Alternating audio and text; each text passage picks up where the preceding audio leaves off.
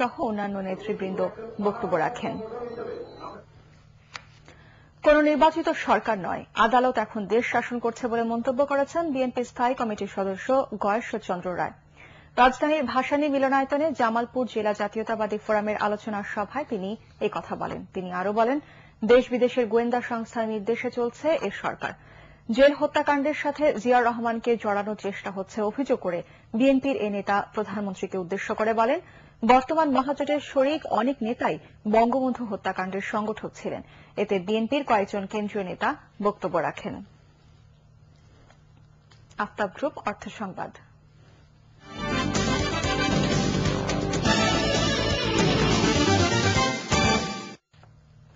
Social ইসলামী bank limited SIBL আজ ধামরাইয়ে তাদের 59তম ক্ষুদ্র ও মাঝারি শিল্প ও কৃষি ঋণ শাখার কার্যক্রম শুরু করেছে। শাখার উদ্বোধন করেন ব্যাংকের পরিচালক আলহাজ মোহাম্মদ সাইদুর রহমান। উদ্বোধনী অনুষ্ঠানে অন্যান্যের মধ্যে সাবেক সংসদ সদস্য জামাল উদ্দিন আহমেদ, প্রাক্তন ব্যবস্থাপনা পরিচালক KM আসাদুজ্জামান সহ এলাকার সম্মানিত ব্যক্তিবর্গ উপস্থিত ছিলেন। এতে সভাপতিত্ব করেন ব্যবস্থাপনা পরিচালক মোহাম্মদ আলী।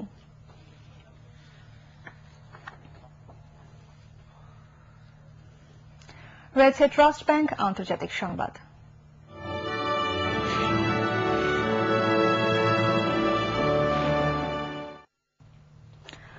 মুসলিম বিশ্বের সাথে সম্পর্ক উন্নয়নের তাগিদ দিয়েছেন মার্কিন প্রেসিডেন্ট বারাক ওবামা। তিনি বলেন, এই বিষয়ে যুক্তরাষ্ট্রকে আরও কাজ করে যেতে হবে।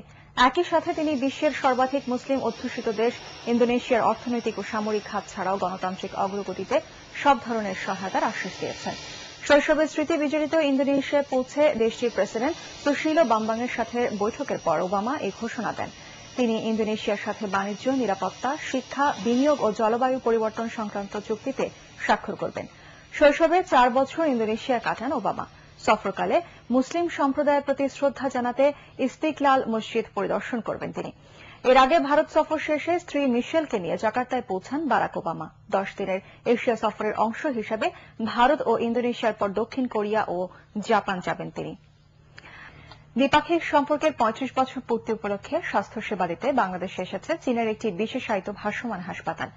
বিকেলে জাহাজটি চট্টগ্রাম বন্দরে পৌঁছালে শিল্পমন্ত্রী দিলীপ বড়ুয়া, বাংলাদেশে নিযুক্ত চীনের রাষ্ট্রদূত জেং জিয়াং এবং সেনা ও নৌবাহিনীর ঊর্ধ্বতন কর্মকর্তারা জাহাজের চিকিৎসক ও কর্মকর্তাদের স্বাগত জানান। নৌবাহিনীর কর্মকর্তারা জানান, আর্ক পিস নামে এই জাহাজটি আগামী 15 নভেম্বর পর্যন্ত চট্টগ্রামে চিকিৎসার সেবা দেবে। অত্যাধুনিক চিকিৎসার সরঞ্জাম সমৃদ্ধ এই ভাসমান হাসপাতাল হচ্ছে বিশ্বের সবচেয়ে বড় 5টি ভাসমান হাসপাতালের একটি। দেশের গণমাধ্যমে অন্যান্য বিষয়ের তুলনায় শিশুদের সংবাদ কেবল কম প্রকাশ হয় তাই নয়, অনেক সময় শিশু মৃত্যু, হিংস্রতার শিকার, চাঞ্চল্যকর সংবাদ প্রাধান্য পায়। এক্ষেত্রে অনেক সময় নীতি নৈতিকতাও মানা হয় না।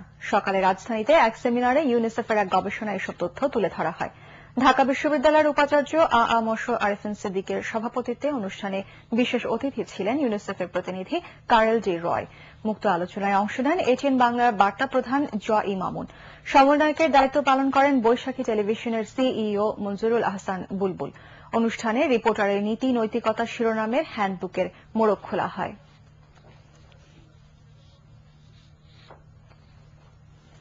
কোয়াবের আসন্ন নির্বাচনকে নীল নকশা নির্বাচন বলে অভিযোগ করেছেন কেবল অপারেটর ঐক্য পরিষদের নেতারা।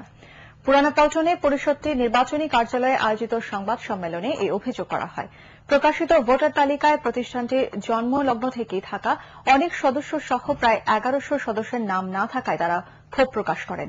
সংবাদ সম্মেলনে কোয়াবের বর্তমান প্রশাসকের বিরুদ্ধে অনিয়ম ও দুর্নীতির অভিযোগ এনে তার পদত্যাগ সহ নতুন ভোটার তালিকা তৈরির দাবি জানানো হয়। কেবল অপারেটর ঐক্য পরিষদের আহ্বায়ক আনোয়ার পারভেজ, সদস্য সচিব নিজামুদ্দিন মাসুদ সহ অন্যান্যরা বক্তব্য রাখেন। জানাবো পার্টিক্স খেলার খবর।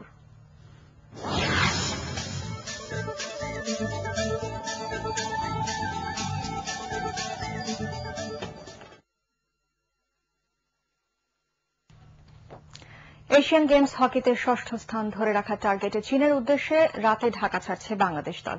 এই টার্গেট পূর্ণ করতে পারলে বাংলাদেশ বিশ্বকাপ বাছাই পর্ব খেলতে পারবে। বিস্তারিত চীন এশিয়ার রিপোর্টে।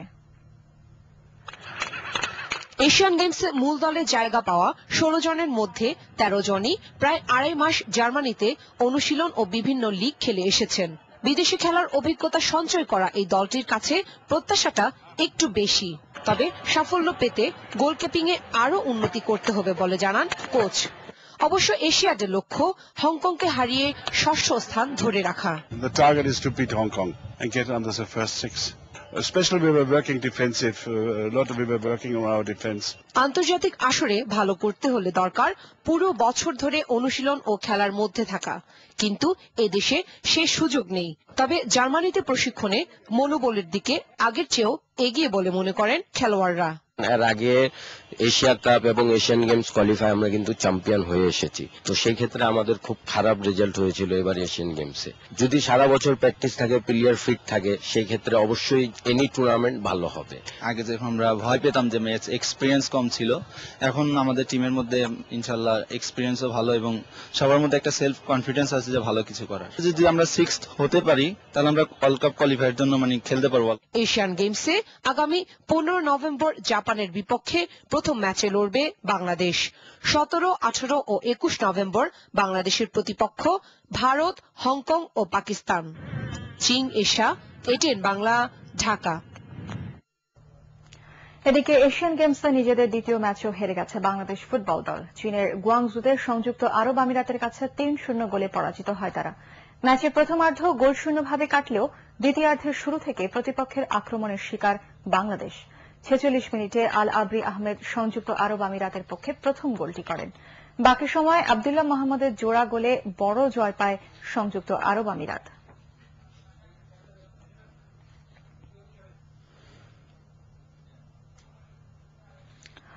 স্টেডিয়াম সংস্কার কাজ এগিয়ে চললেও প্রত্যাশিত সময়ে খোলা বাজারে আসছে না বিশ্বকাপ ক্রিকেটের টিকিট। ফলে ক্রিকেট প্রেমীদের মধ্যে বাড়ছে বিশ্বকাপে প্রিয় দলের খেলার টিকিট কিনতে না পারার হতাশা। পরাগ আরমানের রিপোর্ট। গত বছরের 1 জুন থেকে অনলাইনে বিশ্বকাপ টিকিট বিক্রি করা হলেও সময় যত ঘনিয়ে আসছে বাড়ছে টিকিটের চাহিদা। নিজের পছন্দ মতো খেলার টিকিট কাটতে নাস্তানাবুদ অবস্থা ক্রিকেট প্রেমীদের। সোল্ড আউটের উৎপাতে বিশ্বকাপ মহাযজ্ঞে অংশ হতে না পারার হতাশাও তাদের মধ্যে।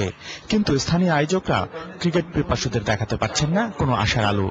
বিশ্বকাপের আনুষ্ঠানিক কাউন্টডাউন 11 ফেব্রুয়ারি থেকে 64টি জেলার 90টি স্পটে খোলা বাজারে বিশ্বকাপ টিকিট বিক্রির পরিকল্পনা থাকলেও বাস্তবতা বলছে ভিন্ন কথা। সেই ডিভিশন থেকে একটা টিকিট বিক্রি হলো, এটা তো আমার সিস্টেমে জানতে হবে যে এই টিকিটটা বিক্রি হয়েছে। এই যে নেটওয়ার্কিং এর কাজটা, এটা আমরা যে কোম্পানিটার সাথে কাজ করার স্কোপ হচ্ছে, ওরা ঢাকায় আছে, এখন এই কাজটা এগোচ্ছে।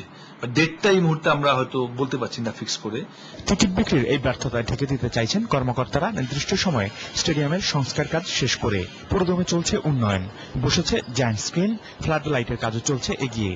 তবে গ্যালারিতে চেয়ার বসানোর কাজটি চলছে কেবল ঝিমে তালে। মিরপুর স্টেডিয়াম বলেন, আপনারা যদি এখন দেখেন অনেক কাজই কিন্তু প্রায় শেষ। আপনি স্কোর বোর্ড লেগে গেছে, আপনি দেখেন সাইড স্ক্রিন লেগে গেছে, মাঠ তো রেডি আছেই, আপনারা দেখেন আমাদের মিডিয়ার জায়গা হয়ে গেছে, আপনার চেয়ারও অলমোস্ট শেষ। নিউজিল্যান্ডে খেলার কারণে তো 5-7 দিন খেলার একটু বন্ধ ছিল, একটু সময় লেগেছে।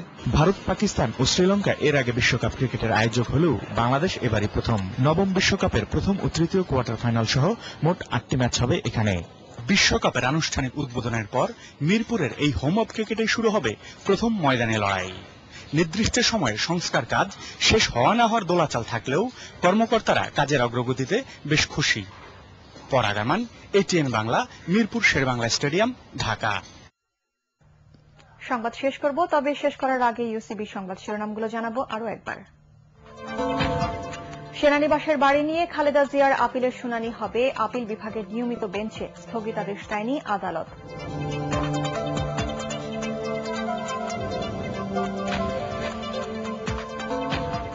কাঁঠাল বাগানে হেলে পড়া ভবন নির্মাণে ত্রুটির জন্য প্রকৌশলীদের বিরুদ্ধে মামলা করবে রাজুক। দুদিনেও শুরু হয়নি ভাঙার কাজ।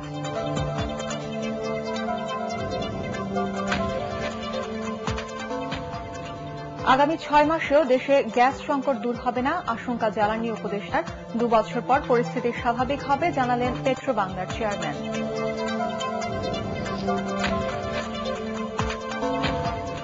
সব মানুষকে আর্থিক সেবার আওতায় আনতে মার্চে শুরু হচ্ছে মোবাইল ব্যাংকিং জানালেন গভর্নর।